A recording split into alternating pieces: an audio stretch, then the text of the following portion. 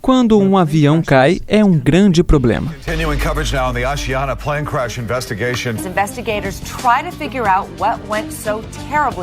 Pessoas entram em pânico. Geralmente há uma grande investigação e mudanças de políticas para fazer os aviões mais seguros.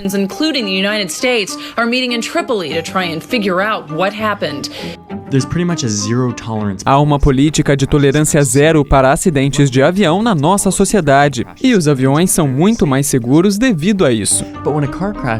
Mas quando um carro bate, não é um grande problema, na verdade. Quando vemos acidentes de carros nos jornais, nós decidimos enquanto sociedade que um acidente de carro é uma consequência de uma coisa inconveniente. Não é necessária uma grande investigação ou muitas notícias sobre isso. Mas este vídeo não é sobre carros e aviões. É sobre hospitais. Algumas vezes, médicos e enfermeiras, apesar das suas melhores intenções, causam danos em pacientes. Um procedimento difícil sai errado e o paciente sofre ou morre. Isso acontece o tempo todo em hospitais. Uma estimativa diz que pelo menos 210 mil pessoas morrem todos os anos devido a um dano prevenível em hospitais. É um grande número. Nós costumamos pensar que hospitais são lugares que nós vamos quando precisamos nos sentir melhor, e isso é o que acontece. Mas existem muitos riscos em ir para hospitais. Existem muitas coisas que dão errado, e elas não necessariamente têm que acontecer. Alguns hospitais tratam eventos adversos como acidentes de avião, um problema inaceitável que precisa ser investigado para mudar a política. Outros hospitais tratam eles como acidentes de carro, apenas uma tragédia de uma área de risco, mas não preveníveis em última instância. A forma com que hospitais reagem a causar dano em seus pacientes pode ter um grande impacto na frequência com que esses erros ocorrem. E é sobre isso que esse vídeo fala. Como hospitais reagem quando eles causam danos a seus pacientes. Eu fiquei interessada em erros médicos, porque é esse problema massivo que nós não falamos na assistência à saúde. Sarah e eu viajamos para a Califórnia para visitar algumas pessoas que nos ajudariam a entender como e por que as pessoas estão sofrendo danos em hospitais e se esses danos são ou não preveníveis. Eu rapidamente percebi que estávamos olhando para um assunto que raramente é falado, mas que tem um grande efeito em pacientes hospitalizados em todo o país. Ela amava dançar, correr, pular. Ela nunca estava triste. É engraçado. Esta é Claire. Sua filha Nora nasceu com um pulmão não desenvolvido, que requeria estar no hospital por algum tempo razoável. Então nós usávamos um beater, e eu dizia como a música chamada Beater, e nós colocávamos a música e ela ficava cantando como se tivesse com um microfone com uma colher, e nós cantávamos o mais alto que podíamos, e ela apenas dizia Beater. Durante o seu tratamento, Nora adquiriu algo chamado infecção de catéter central, que vamos explicar em um minuto. No dia antes de ela pegar a sua primeira infecção no catéter central, tivemos uma visita de uma amiga e sua filha, e ela estava mostrando como fazer flexões. Sabe, ela estava super bem, e 2 dias depois ela pegou a infecção. Nossas vidas e a vida de Nora mudou completamente depois da primeira infecção. Um catéter central é um tubo que é inserido em um vaso que vai direto ao coração. É feito em pacientes que precisam de medicamentos que são muito ácidos para ir em um vaso normal, ou para aqueles que precisam ter seu sangue retirado com frequência. O tubo fica lá. As pessoas andam com isso, e ele permite a médicos e enfermeiras acesso rápido à circulação. É uma invenção super útil, mas estamos falando em colocar um tubo dentro da veia, que vai direto ao coração. Da mesma forma que é bom para levar medicamentos rapidamente para a circulação, é também um corpo estranho inserido no seu órgão mais vital. Então, se qualquer bactéria entra ali, é uma péssima notícia. Nora teve 4 dessas infecções de catéter central no curso de sua vida, bem acima da média. Claire considera que o hospital de Stanford, onde ela estava sendo tratada, poderia ter prevenido essas infecções. E essa é a pergunta que estamos tentando responder. Essas infecções podem ser prevenidas? Tem que haver uma solução melhor. Isso não pode acontecer por causa que cada infecção de catéter tirava um pouco dela. Cada infecção, sabe? Tirava mais dela. E mais e mais. She's saying hi, Nora? Yeah, because I turned it I turned it so she could see herself. Médicos e enfermeiras têm protocolos de higiene quando lidam com catéteres centrais. Mas mesmo assim, ela pegou mais 3 infecções de catéter enquanto ela esteve hospitalizada.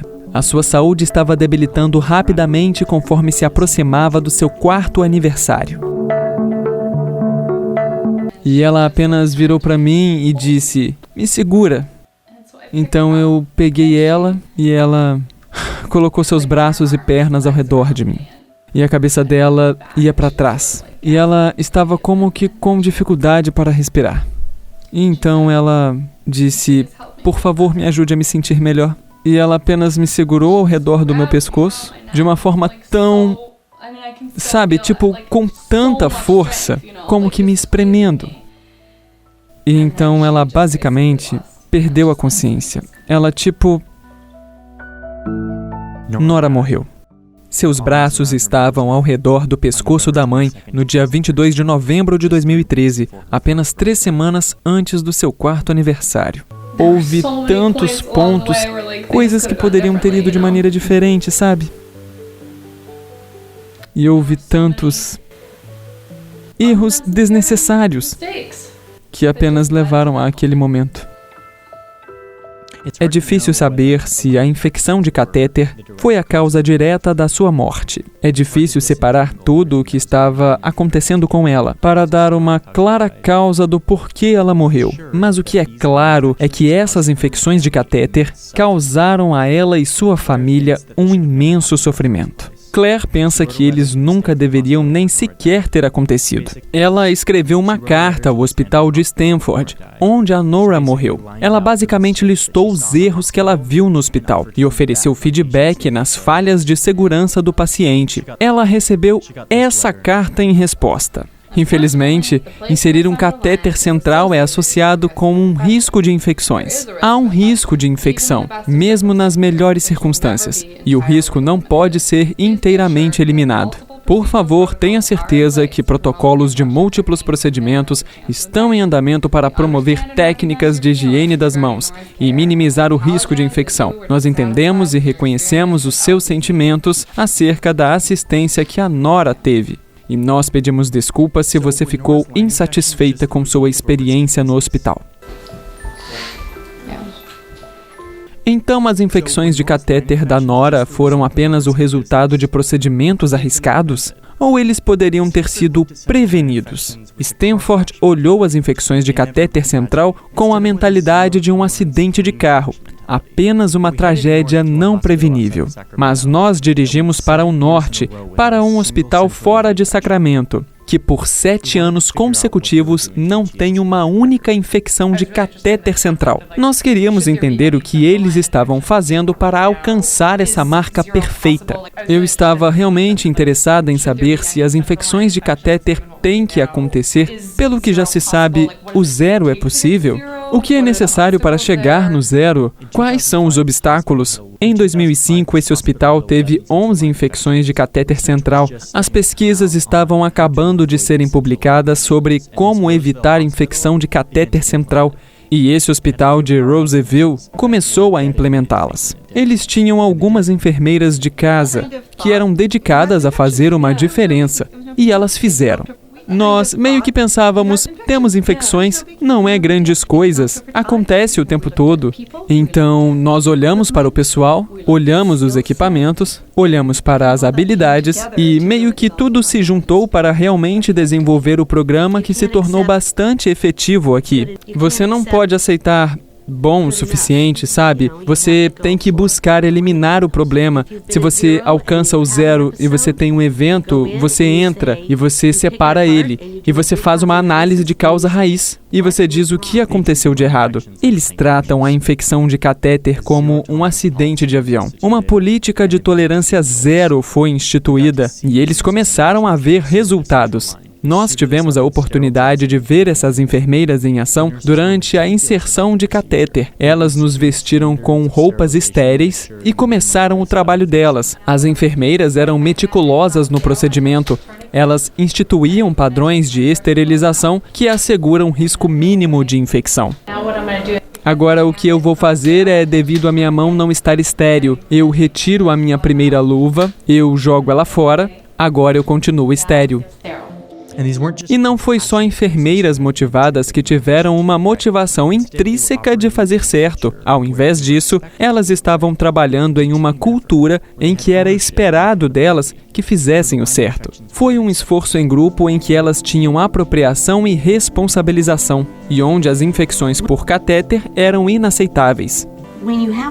Quando você tem um desfecho que não é o que você quer, se você não diz, há alguma coisa que nós poderíamos ter feito melhor, há alguma forma que nós podemos mudar nas intervenções e resultar em um desfecho diferente, as pessoas vão ficar realmente doentes e elas vão morrer. Nós saímos do hospital entendendo como eles alcançaram a meta de 0 infecção por catéter central. A forma de abordagem dos 2 hospitais é muito diferente. Um dizendo, todo erro é um engano, todo erro pode ser prevenido. E outro dizendo, isso é inevitável, isso é o custo dessa área. E isso é realmente surpreendente dos 2 hospitais. No caminho de volta para Washington, eu fiquei pensando na Nora. Se o hospital de Stanford tivesse uma atitude um pouco parecida com o hospital de Roseville, talvez ela ainda estivesse viva hoje. Apenas mais uma criança de 5 anos de idade. Certamente nem ela nem a família dela teria sofrido tanto. Para ter uma palavra final nesse assunto, nós fomos até Baltimore falar com Peter Pronovost, no Hospital Johns Hopkins. Ele é basicamente o pai de todas as pesquisas sobre prevenção de infecção de catéter central. Nós começamos a investigar todas as infecções como uma falha. Novamente, uma mudança muito importante na cultura. No passado, nós apenas aceitávamos. E então nós dissemos, não. Se nós realmente enxergamos isso como falhas, todo mundo precisa ser investigado e relatado e descobrir por que aconteceu. Nós rotineiramente convidamos pacientes a voltar para nos informar, para aprender conosco, para compartilhar conosco. Fecha feridas neles e nos nossos médicos. Mas, mais importante, é também mais inteligente e frutífero para nós aprender quando cometemos um erro. Quando estávamos fechando nossa matéria, Sarah e eu percebemos que a morte de Nora, no fundo, representa 2 tragédias. A primeira foi, claro, o fato de uma criança pequena sofrer e morrer. Mas a segunda, e provavelmente a mais danosa tragédia, é que o hospital onde isso ocorreu não aproveitou a oportunidade de aprender com isso. Eu acredito que vale a pena para os pacientes que serão atendidos lá no futuro. Realmente faz um mundo de diferença na assistência à saúde. Se você causa danos ao paciente, é algo prevenível ou inevitável. E trazer as pessoas da mentalidade do inevitável para o prevenível tem o potencial de aliviar muito sofrimento, de prevenir muitas mortes. Eu fiquei convencida que atitudes causam danos e faz toda a diferença, e que há espaço para aprimoramento do sistema de assistência à saúde, para ter uma atitude de maior prevenção de eventos.